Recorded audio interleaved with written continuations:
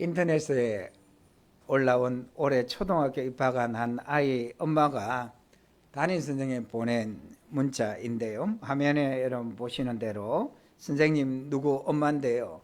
내가 누구인지를 알면 내 아이를 함부로 대하면 안 된다는 것을 알게 될 겁니다. 나는 학부모 회장이고 아파트 부녀 회장입니다. 여러분 이 문자 내용을 보시면서 어떤 생각이 드십니까? 이 엄마는 왜 이런 문자를 담임 선생님에게 보냈을까요? 당연히 귀하디 귀한 자기 자식을 좀 담임 선생님이 잘 대해 주었으면 좋겠다 이런 마음이겠죠. 자신이 이런 힘 있는 사람이니까 자기 아이를 함부로 대하면 가만히 있지 않겠다는 일종의 협박성 이런 내용이 좀 내포되어 있기도 하지 않습니까? 이 엄마 입장에서 이해하자고 들면 자기 아이를 처음으로 학교에 보내놓고 이런저런 걱정을 많이 하다 보니까 이런 다소 무리한 협박성이 내포되어져 있는 이런 문자를 보낸 것이 아닌가 이런 생각이 들긴 하는데요. 오늘 도서관에 책 반납한 책을 보니까 괴물 엄마라는 책이 있더라고요. 이런 것보다 더 심한 엄마들이 이제 학교에 선생님들이나 또 학교에 이런저런 이제 요구들을 하는 그런 내용이 주 내용을 이루더라고요. 성도 여러분, 만약 이 엄마가 매사에 이런 식으로 선생님이든 주변의 사람들에게 요구해서 그래서 주변 사람들이 자기 아이를 정말로 이렇게 저렇게 잘 대해 주었다고 생각해 보십시오. 그러면 이 아이가 정말 잘 자랄까요? 정말 행복할까요? 저는 그렇지 않다고 생각합니다. 중요한 것은 아이에게 삶의 바른 자세를 가르쳐서 어디에 가든 존중받고 사랑받도록 해야 하고 또 정말 가치 있는 삶을 추구해서 진정한 행복을 누리도록 해야지 이런 식으로 특혜를 받도록 했어야 이 아이가 진정으로 행복한 삶을 살기는 어렵지 않나 이런 생각이 듭니다. 우리의 삶 또한 마찬가지고요. 여러분, 인간을 가장 슬프게 하는 게 뭐겠습니까? 삶의 목적을 모르는 것이지 않겠습니까? 왜 살아야 하는지를 모르는 것이죠. 왜 세상에 내가 존재해야 하는가? 존재 이유를 모르는 것이죠. 또 하나는 행복의 길을 모르는 것이죠. 내가 그처럼 원하는 행복, 그 행복을 지향하는 길이 어디 있는지를 몰라서 그저 구름을 잡듯이 행복을 찾아 몸부림치며 헤매다가 그 많은 세월이 다 흘러가고 마는 것이죠. 우리 시대의 원로 철학자 김형석 교수님을 여러분들도 다 아실 것인데요. 이분이 1920년생입니다. 우리나라 나이로 올해 여러분 화면을 보시는 대로 106세입니다. 만으로 이제 105세신데요. 이분이 지금도 이제 강연을 다니고 이 강연으로 해서 많은 사람들에게 깊은 깨달음을 주시고 있는데 최근에 한 기자와 인터뷰에서 한 기자가 이렇게 질문했습니다. 행복하고 싶은데 행복할 수 없는 사람들 그들은 누굽니까? 이렇게 질문했을 때에 이 교수님이 어떻게 대답하셨냐 하면 크게 보면 두 부류가 있는데 우선은 정신적 가치를 모르는 사람입니다. 왜냐하면 물질적 가치가 행복을 가져다 주지는 않거든요. 정신적 가치를 모르는 사람이 많은 물질을 가지게 되면 오히려 불행해지고 말더군요. 또 돈과 권력, 명예욕은 기본적으로 소유욕인데 그건 가지면 가질수록 더 목이 마릅니다. 가지면 가질수록 더 배가 고픕니다. 그래서 항상 허기진 채로 살아가야 합니다. 행복하려면 꼭 필요한 조건이 하나 있는데 그건 만족입니다. 정신적 가치를 아는 사람은 만족을 압니다. 그런 사람들이 행복한 삶을 살더군요. 두 번째는 이기주의입니다. 그들은 절대로 행복할 수가 없습니다. 이기주의자는 자신만을 위해 삽니다. 그래서 인격을 못 가집니다. 인격은 인간관계에서 나오는 선한 가치입니다. 이기주의자는 그걸 갖추기가 어렵습니다. 그런데 인격의 크기가 결국 자기 그릇의 크기입니다. 그 그릇에 행복을 담는 겁니다. 이기주의자는 그릇이 작기에 담을 수 있는 행복도 작을 수밖에 없습니다. 성도 여러분, 이 김영석 교수님의 말을 어떻게 생각하십니까? 동의하십니까? 100년 이상 살아보니까 어떻게 하면 행복할 수 있는지가, 그리고 깊은 철학적 식견을 가진 이 교수님은 잘 보이는 것 같습니다. 여러분, 우리는 어쩌면 섬김을 받으려고 하는 마음뿐입니다. 섬김을 받으려고 하는 동안에는 우리는 영원히 사실은 참된 행복을 누릴 수는 없습니다. 현대인은 그렇게도 불행에 시달리면서도 불행의 원인을 모르고 있습니다. 내가 왜 불행한지를 모르고 있습니다. 영영 모르고 죽어갑니다. 가장 불행할 수밖에 없는 길을 선택하는데 그것이 극단적 이기주의입니다. 이기주의 노예가 된 지 오래되었습니다. 그러나 아직도 그 길에 행복이 있을 것이라고 착각을 하고 있습니다. 오늘 본문에서 예수님 바로 이 점을 말씀하십니다. 오늘 본문을 통해 우리에게 주시는 교훈을 함께 나누면서 큰 도전을 받으시고 또 큰 은혜를 받으셨으면 좋겠습니다. 제자들이 예수님을 따르는 목적이 무엇이었습니까? 우리가 몇 주간 계속해서 살펴보고 있는데 한마디로 말하면 섬김을 받기 위한 것이 목적이었습니다.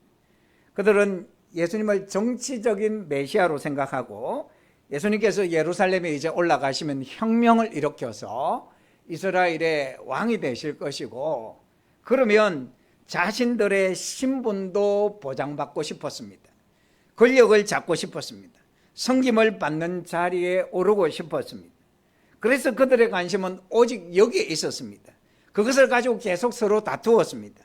심지어 예수님이 십자가를 지시기 얼마 전까지도 누가 크냐로 서로 다투었습니다. 그런데 본문에 보면 이 일에 제자들만 나선 것이 아니라 또 누가 나섰다고 말하고 있습니까? 여러분 보실까요? 20절, 21절에 누가 나섰다고 기록하고 있습니까? 같이 읽겠습니다.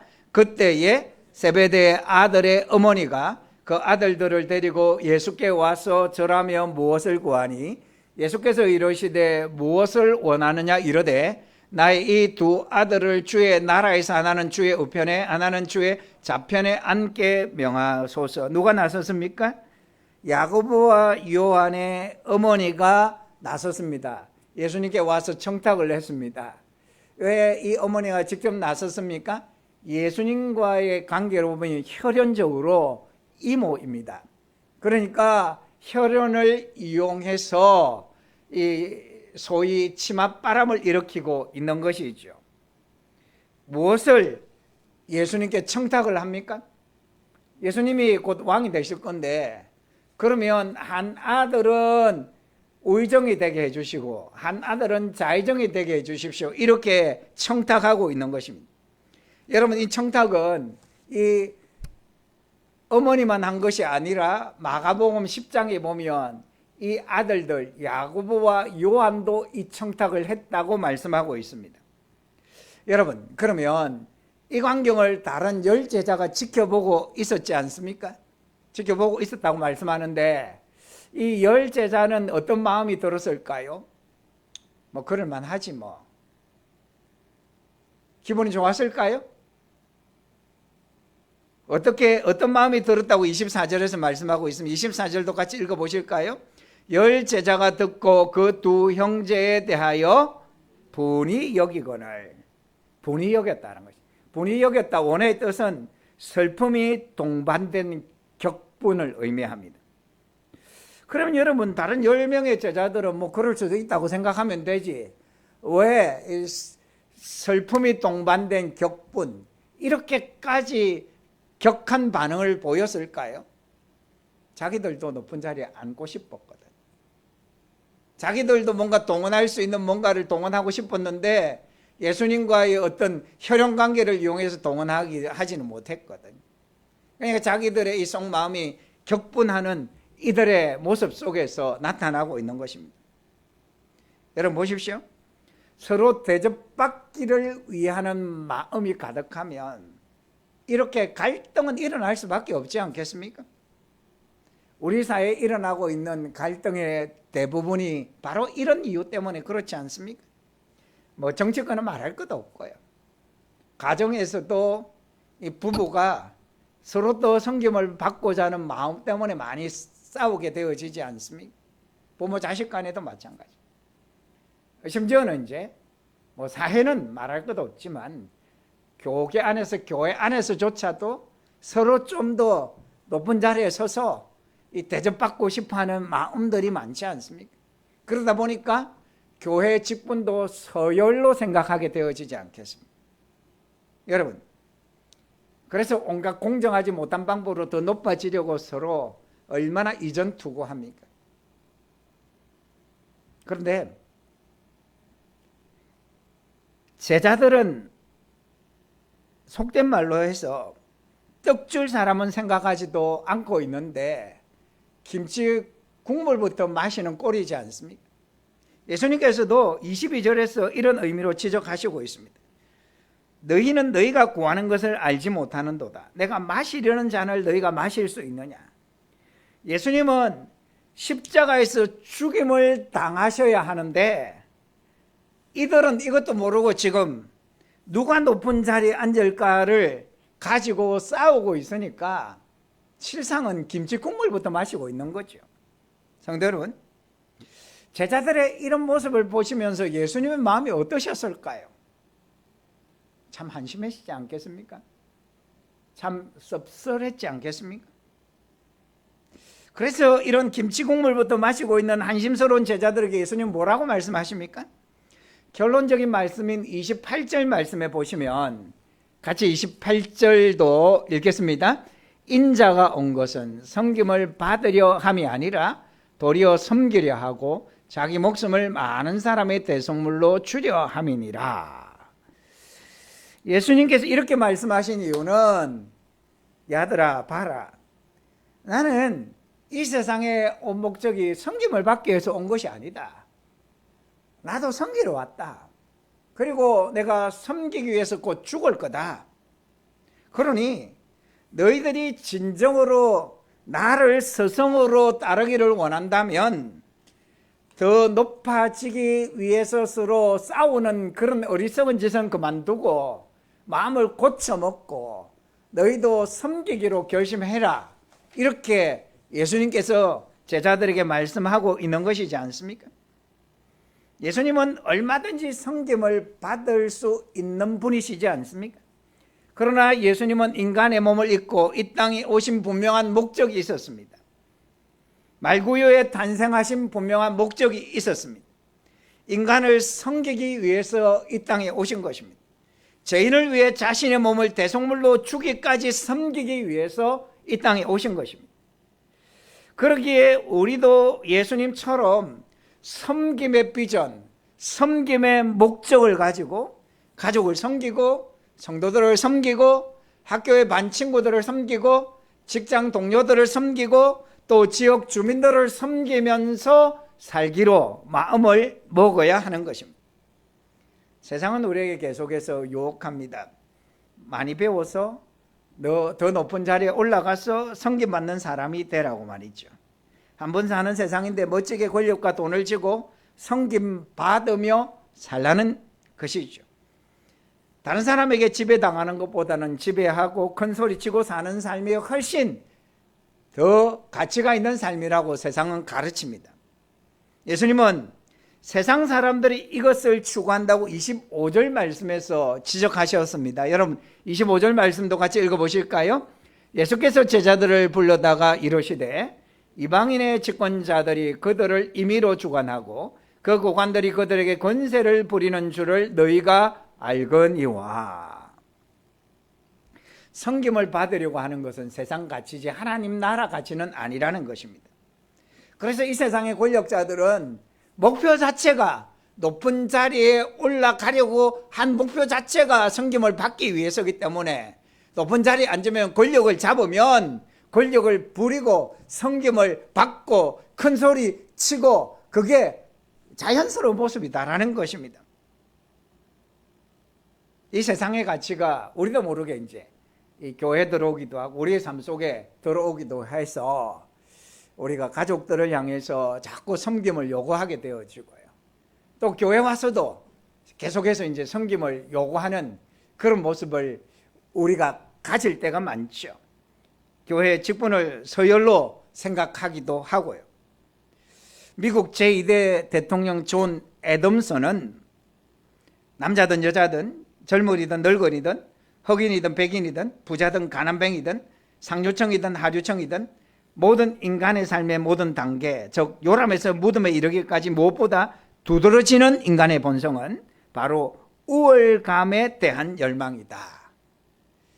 그러니까 남녀노소 시대를 초월해서 좀 더 다른 사람보다 나아져서 우월한 자리에 있어서 섬김받는 것이 사람의 이 강한 욕망, 열망이라는 것입니다.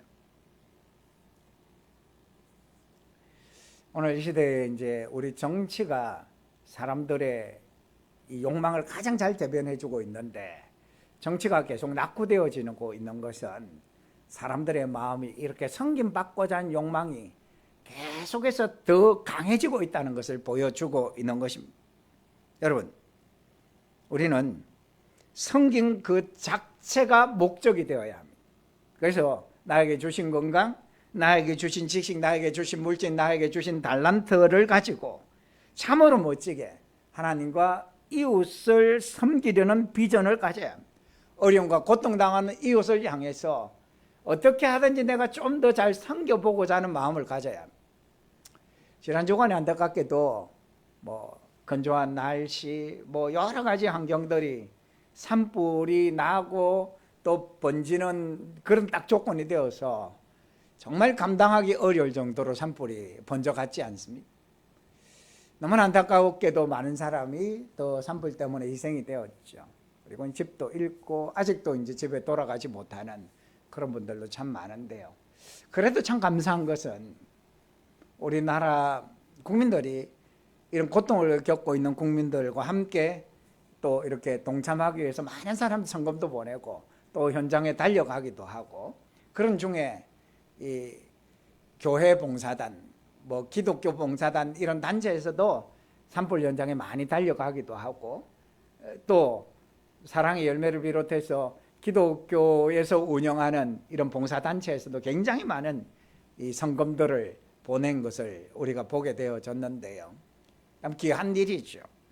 여러분, 하나님 나라는 섬김의 원리가 지배하는 나라입니다. 좋은 세상, 행복한 세상은 섬김의 원리가 지배해야 이루어집니다. 우리는 창조의 질서 원리에서도 이 섬김의 원리를 볼 수 있는데요. 아담이 혼자 있을 때에 하나님께서 하와를 창조하셨습니다. 하와를 왜 창조하셨습니까? 창세기 2장 18절은 뭐라고 말씀합니까? 여호와 하나님이 이르시되, 그 다음 보십시오. 사람이 혼자 사는 것이 좋지 아니하니 내가 그를 위하여, 그 다음 보십시오. 돕는 배필을 지으리라 하시니라. 돕는 배필, 도와주라고, 즉 섬기라고 배필을 하나님께서 만들어 주셨다라는 것입니다. 그래서 부부 또 가족은 서로 섬기라고 하나님께서 한 가족으로 주셨습니다. 교회 직분, 계급이 아니고 서열이 아니고 섬기라고 직분을 주신 것입니다. 학교 반 친구들, 직장 동료들 섬기라고 우리에게 만나게 하신 것입니다. 유대인들은 남자 13세, 여자 12세가 되면 성인식을 거행합니다. 이때 랍비가 질문을 합니다.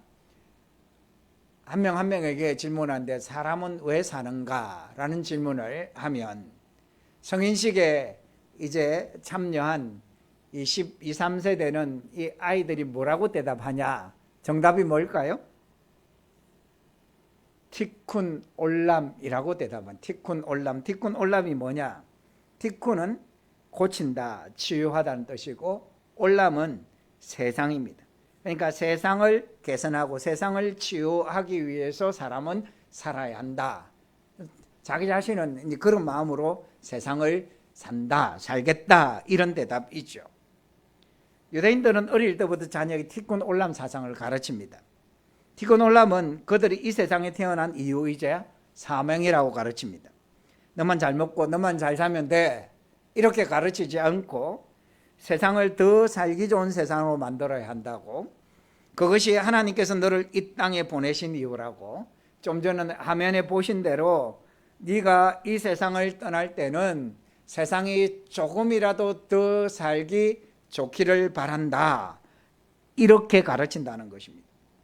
부모 여러분, 자녀에게 무엇을 위해 살라고 가르칩니까? 무엇을 위해 공부하라고 가르치고 무엇을 위해 돈 벌라고 가르칩니까? 학생 여러분, 무엇을 위해 공부하십니까? 지난해 우리나라 사교육비가 역대 최대인 29조를 넘었다고 합니다. 사교육 참여율도 사상 처음으로 80%를 넘어섰다고 합니다. 또 아직 학교에 다니지 않는 유아 2명 중 1명이 사교육을 하는 것으로 처음 확인되는 등 사교육의 저연령화가 뚜렷해지는 추세입니다. 그 문제는 정서 함량에 도움이 되는 예체능 및 기타 과목에 쓴 돈보다 국어, 영어, 수학, 논술 등 일반 과목을 배우는 데 지출한 액수가 더 많았다고 합니다. 더 우려스러운 것은 초등학교 3학년에 개설되는 학원의 의대 준비반에 들어가기 위해 7살부터 초등학교 1, 2학년 때까지 의대 준비반을 위한 준비반 학원을 다녀야 한다고 합니다. 이들은 유치원 때부터 중고등학교 때 배우는 수학 일부를 배운다고 합니다. 심지어는 상대적으로 낮은 경쟁률로 의대 입시를 준비할 수 있기 때문에 서울 및 수도권에서 지방으로 이사를 하는 경우도 적지 않다고 합니다. 또 이제 화면에 뜨는 것처럼 의대를 가려면 1층 영어를 떼야 한다고, 7세의 영어 유치원과 영어 학원에 들어가기 위한 시험에 합격하기 위해서 이 시험이 굉장히 어렵다. 그래서 중학교 시험 문제보다 더 어렵게 7세 영어 준비반 시험 문제가 나와서 4세부터, 그러니까 만 48개월 되는 아이부터 영어 준비반을 위한 준비반에 들어가야 되는, 그래서 4세 고시, 7세 고시라는 말이 지금 이제 떠들고 있지 않습니까? 뭐 드라마에도 이걸 소재로 해서 드라마 라이딩인가 이 드라마가 방영되는 것 같더라고요. 여러분 어떻게 생각하십니까? 이게 정상입니까? 이 비정상적인 우리나라의 현상을 영국 언론에서 보도했다고 그러지 않습니까? 성도 여러분, 이렇게 어릴 때부터 공부에 혹사한 아이가 바르게 잘 자랄 수 있겠습니까? 행복할 수 있을까요? 대치동에 그렇게 정신과 병원이 많고 그 정신과에 그렇게 많은 아이들, 청소년들이 많이 드나들면서 치료받고 있다고 하지 않습니까? 도대체 왜 이렇게까지 공부시켜서 의대에 보내려고 할까요? 그 이유가 도대체 무엇일까요? 의사가 되어서 사람들을 잘 섬기도록 하기 위해서일까요? 설령 그렇다고 하더라도 그렇게 하지 말아야 하지 않을까요? 그러나 잘 먹고 잘 살고 대우받고 섬김받기 위해서 그렇게 한다면 더더욱 그렇게 하지 말아야 하지 않을까요? 성도 여러분, 예수님을 믿고 예수님의 길을 따르기를 원하는 우리 그리스도인들의 삶의 초점은 섬기는 데 있어야 합니다. 바라긴 저와 여러분들이 어디에 있든 누구를 만나든 어떻게든 잘 섬겨보리라, 이런 마음으로 살아갔으면 좋겠습니다. 그럼 여러분, 섬김을 받기보다 섬길 때 어떻게 될까요? 망할까요? 고생만 진당할까요? 수고만 진당하고 결국은 망하게 될까요? 사람들은 섬기면 손해라고 생각합니다. 그런데 섬김받는 높은 자리에 올라가려고 하는 제자들에게 예수님은 뭐라고 말씀하셨습니까? 여러분 23절에 보면 그 자리는 하나님께서 알아서 주신다고 말씀하셨고, 그래서 자기가 아무리 높아지려고 해도 자기 의지대로 안 되고 하나님께서 누구에게 주실 것인지 그것은 하나님께서 알아서 하실 것이고, 그런데 그 자리를 차지하는 법칙이 있다고 말씀하셨습니다. 그 법칙이 무엇일까요? 하나님께서 어떤 사람에게 그 자리를 주실까요? 26절, 27절을 같이 읽겠습니다. 너희 중에는 그렇지 않아야 하나니 너희 중에 누구든지 크고자 하는 자는 너희를 섬기는 자가 되고 너희 중에 누구든지 어뜸이 되고자 하는 자는 너희의 종이 되어야 하리라. 섬기는 자가 오히려 크게 되고 종이 되는 자가 오히려 어뜸이 된다는 것입니다. 이것이 섬김의 역설입니다. 힘들게 섬기면 박탈당하는 것이 아니라는 것이고요, 자존심 상하며 섬기는 것이 손해가 아니라는 것이고요, 섬기면 오히려 복이 된다라는 것입니다. 여러분, 적지 않은 그리스도인들이 하는 오해가 있습니다. 세상에서 많은 힘과 또 물질과 권력을 쥐고 흔들면 세상 사람들이 감동을 받고 따라올 줄 압니다. 그러나 그것은 착각입니다. 소위 이것이 십자군 정신입니다. 교회 역사에서 이 십자군 전쟁, 이게 얼마나 뼈아픈 오점입니까? 그러니까 이들이 성질을 탈환하는 명분으로 전쟁을 일으켜서 얼마나 무력으로 많은 사람들을 억압하고 약탈하고 몹쓸 짓을 얼마나 많이 했습니까? 그 결과로 기독교에 대해서 사람들이 반감을 가지고 있는 그런 일이 일어났죠. 그래서 복음의 문을 아예 닫아버렸지 않습니까? 여러분, 우리는 십자군 정신이 아니라 무슨 정신? 십자가 정신을 가지고 살아야 합니다. 십자가 정신이 무엇입니까? 섬기는 정신이죠. 낮아지는 것이죠. 예수님처럼 남을 위해서 우리가 죽는 자리까지 낮아지는 것이죠. 우리가 이제 한국 교회사를 보면서 우리나라의 온 선교사들이 우리나라의 고난과 함께 고난을 당했지 않습니까? 그들이 아름다운 섬김의 모습으로 국민들을 감동시켰고, 그래서 많은 사람들이 선교사들이 전하는 복음뿐만 아니라 그들이 복음적 십자가의 삶을 통해서 많이 예수님을 믿게 되었지 않습니까? 한 설문조사에 의하면 실력이 비슷한 사람들을 대상으로 설문조사를 하면서 잘하면서 가사일에 참여했냐 그렇지 않냐, 이걸 이제 물었습니다. 그리고 연봉을 어떻게 받냐를 조사를 했더니 그 결과가 어떻게 나왔냐 하면, 어떤 사람이 더 연봉을 많이 받는다고 결과가 나왔을까요? 가사일에 참여한 사람일까요? 안 한 사람일까요? 가사일에 잘하면서 참여한 사람, 청소도 하고 설거지도 하고 집안일도 하고 이렇게 가사일에 참여하면서 잘한 사람이 연봉이 30%를 더 받더라, 이런 설문조사 결과가 나왔습니다. 이 설문조사 결과는 우리에게 뭘 말해주냐? 이 시대가 사람들이 편하기를 원하고 또 과학기술이 많이 발달해서 편한 것이 우리 주위에 많이 있지만, 그러나 몸으로 섬김이 몸에 익어서 수고할 줄 아는 사람이 사회적으로 다 인정을 받는다는 이야기지 않습니까? 그래서 우리가 실제로 섬기는 삶을 살아가는 데 필요한 게 뭐냐 하면, 내가 섬겨야 되겠다 이런 마음을 가지는 것과 함께 내 몸이 섬김의 몸으로 체질화되어져야 한다라는 것입니다. 그렇지 않으면 마음은 뿜한데 이 몸이 따라주지를 않습니다. 그래서 말만 하게 되어지는 것입니다. 여러분, 제가 이제 다른 목사님하고 식사 자리에서 뭐 이렇게 고기를 구워 먹고 하는 이런 식사 자리에 한 번씩 또 가게 되어지는데, 그때에 제가 고기를 굽는 역할을 할까요? 먹는 역할을 할까요? 주로 저는 여러분들이 추측하는 것과는 다르게 저는 주로 먹기만 하는 그런 역할을 합니다. 왜 그럴까요? 제가 고기를 잘 못 굽거든요. 왜 잘 못 굽까요? 잘 안 굽었으니까. 근데 평소에 이제 고기를 많이 이렇게 구워본 목사님들은 딱 이렇게 어떻게 구워야 할지, 또 어떻게 구우면 맛있는지, 또 고기를 구우면서 다른 야채를 어떻게 얹어야 될지, 그게 이제 다 이렇게 머리에 그려지니까 딱 식사 자리에 있으면 고기 구울 준비를 하시더라고요.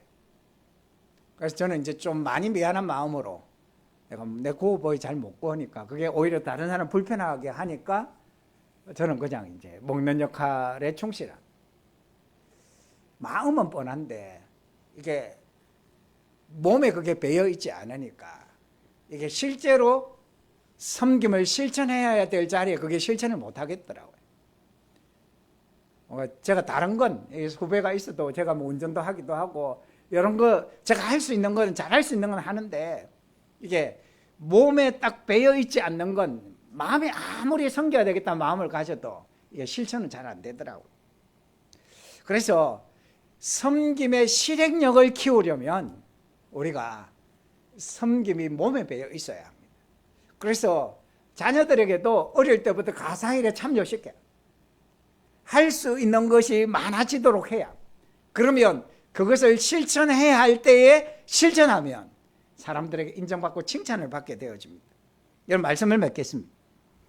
미국 독립전쟁 중에 한 하사관이 부대 근무를 보수하려고 목재를 운반하는 작업을 지휘하고 있었습니다.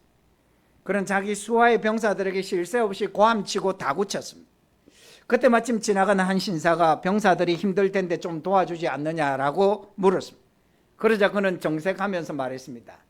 나는 상사요. 나는 상사요. 그러자 그 신사가 아니 꼽다는 표정으로 응수했습니다. 아 그러시군요. 내가 몰라봤네요 상사님을. 그리고는 저고리를 벗어 던지고 병사들과 함께 낑낑거리며 무거운 목재를 옮겼습니다. 작업이 끝난 후에 그는 돌아서서 말했습니다. 상사님, 이런 일이 생겨서 또 일손이 부족하게 되면 사령관을 부르십시오. 그러면 제가 와서 도와드리겠습니다. 그 말을 들은 상사는 얼굴이 사색이 되었습니다. 그 신사는 바로 조지 워싱턴 장군이었고 후일에 미국의 초대 대통령이 되었습니다. 이 조지 워싱턴은 섬김의 리더십, 창조의 리더십으로 아주 미국 국민들에게 존경을 받고 있지 않습니까? 성도 여러분, 누구나 섬김 받기를 원하지만 막상 섬김만을 받으려고 하면 그 사람을 좋아하는 사람은 세상에 아무도 없습니다. 섬기는 것이 힘들어서 사람들이 섬기는 것을 원하지 않지만 그럼에도 불구하고 섬기면 그 섬기는 사람을 싫어하는 사람은 또 아무도 없지 않습니까? 창조주요 만유의 주제이신 하나님으로 섬김을 받아야 마땅한 예수님은 섬기기 위해서 이 땅에 오셨고 그 섬김의 절정으로 십자가를 통해서 인류를 섬기셨지 않습니까? 그래서 예수님은 어떠함이 되셨죠. 주인이 되셨지 않습니까? 그러기에 예수님을 따르는 우리들도 어떻게 하든지 어디서든 무슨 관계 속에서든 누구에게든 내가 섬기겠다 이런 결단을 하고 섬김의 삶을 실천해야 하겠습니다. 그러면 사람들이 섬기는 우리를 좋아하지 않겠습니까? 우리를 존중하지 않겠습니까? 우리를 사랑하지 않겠습니까? 우리의 존재감이 더 커지지 않겠습니까? 리더십이 더 생기지 않겠습니까? 그러면 우리가 더 행복해지지 않겠습니까? 그것을 통해서 가정이, 학교가, 교회가, 사회가 조금 더 살기 좋은 세상이 되어지지 않겠습니까? 사람들이 예수 믿는 우리의 섬김을 통해서 복음에 대해서 좀 더 마음문을 열게 되어지지 않겠습니까? 하나님께서 영광 받으시지 않겠습니까? 자, 여러분, 교회당 문을 나서고 나가실 때 출발, 섬기기 위해서 출발, 이런 마음으로 교회당 문을 나서실 수 있기를 바랍니다. 그리고 힘써서 섬기시기를 바랍니다.